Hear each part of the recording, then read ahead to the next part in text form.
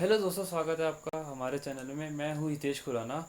और जैसे कि मैंने पहली वीडियो में कहा था कि मैं कुछ टाइम वैल्यू ऑफ मनी की आपको बताऊंगा जो सीए फाउंडेशन में मैथ्स के अंदर है, जो कि अच्छे मार्क्स का एग्ज़ाम्स में आता है और इसके थ्रू आप मैथ्स के एग्ज़ाम्स में पास हो सकते हैं इजीली अगर आप टाइम वैल्यू ऑफ मनी कर ले। और जो कि मतलब मैं कहूँ तो बिल्कुल आसान टॉपिक है। मतलब आपको थोड़ा सा इस पर काम करना है इस टॉपिक के ऊपर, और आपके इसमें से आई थिंक 7-8 मार्क्स का या 10 मार्क्स का जो भी आता है उसमें आप पूरे मार्क्स ले सकते हो। और इसमें कुछ ज़्यादा कुछ खास है नहीं, बस आपको मेन फार्मूलेस पे ध्यान देना है। फार्मूलेस और कुछ थोड़ी बहुत प्रैक्टिस करनी है। तो उसके ऊपर मैंने क्या करा है कि मैंने जो भी फार्मूलेस है वो सब मैंने लिख दिए एक ही जगह पे, और आपको पीडीएफ फाइल में इसकी आपको डिस्क्रिप्शन बॉक्स में मिल जाएगा लिंक डाउनलोड करने का। और आपको मैं फार्मूलेस एक्सप्लेन कर देता हूँ जिससे कि आपको मतलब ईजी हो जाएगा। जो जो बच्चे भी सेल्फ स्टडी कर रहे हैं तो उनको बहुत ईजी हो जाएगा। तो सबसे पहले जो है ये है सिंपल इंटरेस्ट का। इसका तो बेसिकली सबको पता ही है, principal into interest rate into time. दोस्तों जो यहाँ पे इंटरेस्ट रेट है आई, मतलब जो हमारे स्टडी मटेरियल के अंदर भी डिनोट करा हुआ है आई, वो होता है जो रेट ऑफ इंटरेस्ट है परसेंटेज में अपॉन में 100। तो उसको आई कहते थे। जैसे कि 10% है तो हमारा आई हो जाएगा 0.1, यानी कि 10/100। तो ये हो जाएगा आई। और टाइम नंबर ऑफ़ ईयर्स में या डेज में या मंथ्स में जैसे भी आप ले सकते हो।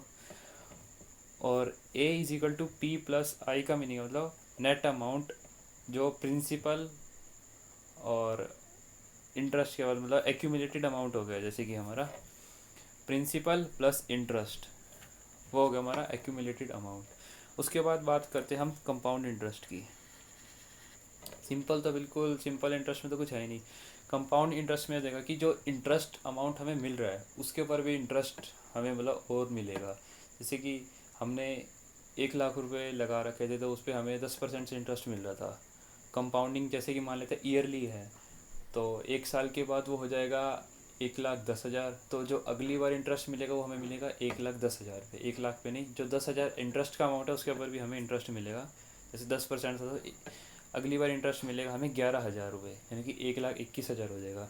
तो उसको अगर हम वैसे कैलकुलेट करेंगे तो बहुत लंबा पड़ेगा। तो उसके लिए ये फॉर्मूला है P इंटू 1 + i⁻n-1। आई तो वो हो गया रेट अपॉन 100 जैसे कि सिंपल इंटरेस्ट वाले फॉर्मूले में था, और P से हो गया प्रिंसिपल अमाउंट, और N से हो गया नंबर ऑफ़ ईयर्स। और इसका भी एक्यूमुलेटेड अमाउंट का फॉर्मूला है P इंटू 1 + i⁻n। जो ये आएगा दोस्तों इससे तो आएगा सिर्फ इंटरेस्ट, ये फॉर्मूले से आ जाएगा इंटरेस्ट। और जो ये है ये हो जाएगा एक्यूमुलेटेड अमाउंट, यानी कि प्रिंसिपल प्लस इंटरेस्ट वाला जो अमाउंट होगा। जैसे कि ये था, ये हो जाएगा फॉर्मूला उसका P into 1 + i⁻n।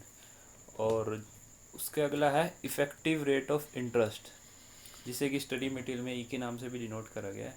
Effective rate of interest का मीनिंग हो गया कि मतलब कंपाउंड इंटरेस्ट भी लग रहा है तो वैसे इंटरेस्ट का रेट अगर आप नॉर्मल एक सिंपल सिंपल इंटरेस्ट की तरह हमने निकाल दिया कि कंपाउंड भी हो रहा है तो मतलब एक ही रेट हो गया। जैसे 3 साल का सपोज करो कि 1 लाख का कंपाउंडिंग था, दो 2 साल का मान लो जैसे 1,21,000, बट वो रेट 10% था। बट जो 21,000 है तो उसका मतलब हम इंटरेस्ट रेट निकालेंगे पर ईयर में। मतलब नॉर्मल सिंपल इंटरेस्ट से क्या बन जाएगा उसका रेट, तो उसका जैसे कि ये फॉर्मूला है इंटरेस्ट क्या होता है प्रिंसिपल इंटू जो effective rate of interest into time. तो इधर से हमने I/P/T कर दिया, मतलब इफेक्टिव रेट ऑफ इंटरेस्ट ये आ गया। और इसका जो शॉर्टकट फॉर्मूला है वो है 1 + i⁻n-1। ये हो जाएगा हमारा शॉर्टकट फार्मूला। और उसके बाद दोस्तों है एन्यूटी। एन्यूटी तो आप सब जानते ही होंगे, जो कि एक रेगुलर पेमेंट होती है ईयरली। एन्यूटी जैसे कि हमारे स्टडी मटेरियल के अंदर दो टाइप की दे रखी है, एन्यूटी रेगुलर और ड्यू। मेनली जो क्वेश्चन है वो है रेगुलर के कि जो at the end of the period ही मानते हैं। और जो ड्यू होता है एन्यूटी ड्यू और इमीडिएट जिसे आप कह सकते हो, जो कि eight the beginning of the period होगा। और दोस्तों फ्यूचर वैल्यू का फॉर्मूला है, अगर हमें फ्यूचर वैल्यू निकालनी हो, कैश फ्लो इंटू 1 + i⁻n। आई तो हो गया वही इंटरेस्ट, और ये हो गया कैश फ्लो, और एन से हो गया नंबर ऑफ़ ईयर्स। और फ्यूचर वैल्यू अगर एन्यूटी का होता है कि मतलब हम रेगुलर पे कर रहे हैं और हमें जैसे ईयरली पे कर रहे हैं और हमें फ्यूचर में कुछ अमाउंट मिलेगा। जैसे कि आप कुछ लगा सकते हो कि इंश्योरेंस करवाते हैं, या हम रेगुलर ईयरली कुछ पेमेंट कर रहे हैं और हमें फ्यूचर में एक एक्यूमुलेटेड अमाउंट मिल जाएगा। लोन्स तो हम कह नहीं सकते, क्योंकि लोन तो हम पहले ले लेते हैं और हमें पेमेंट बाद में कर देती है, वो तो हो गया प्रेजेंट वैल्यू वाला कंसेप्ट। तो इसका फॉर्मूला हो जाएगा, जो एन है वो हो गया नंबर ऑफ ईयर्स, आई से हो गया रेट अपॉन 100। जो annuity regular, regular in the sense कि जो at the end of the period होगी, हमें साल के एंड में पे करनी है जो, और यह कह सकते हो कि जो हमें साल के एंड में रिसीव होगी, तो उसका फॉर्मूला है एन्यूटी इंटू 1+i⁻n-1/i।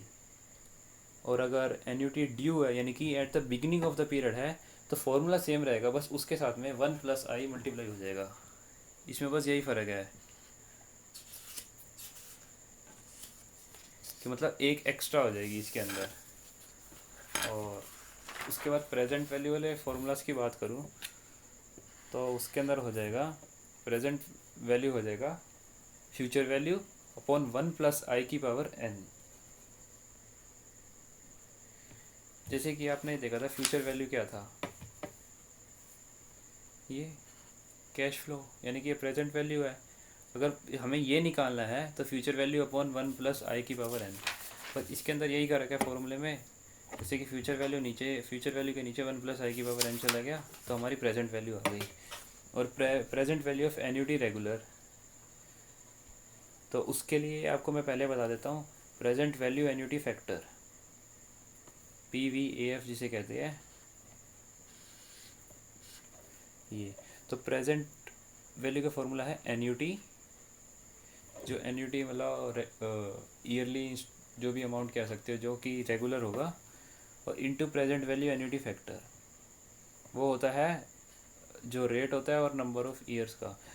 दोस्तों इसकी एक शॉर्टकट ट्रिक है जो कि मैं आपको अपनी नेक्स्ट वीडियो में कैलकुलेटर के थ्रू, मतलब आप उसे कैसे सॉल्व कर सकते हैं उसकी वो ट्रिक बताऊंगा अगली वीडियो में।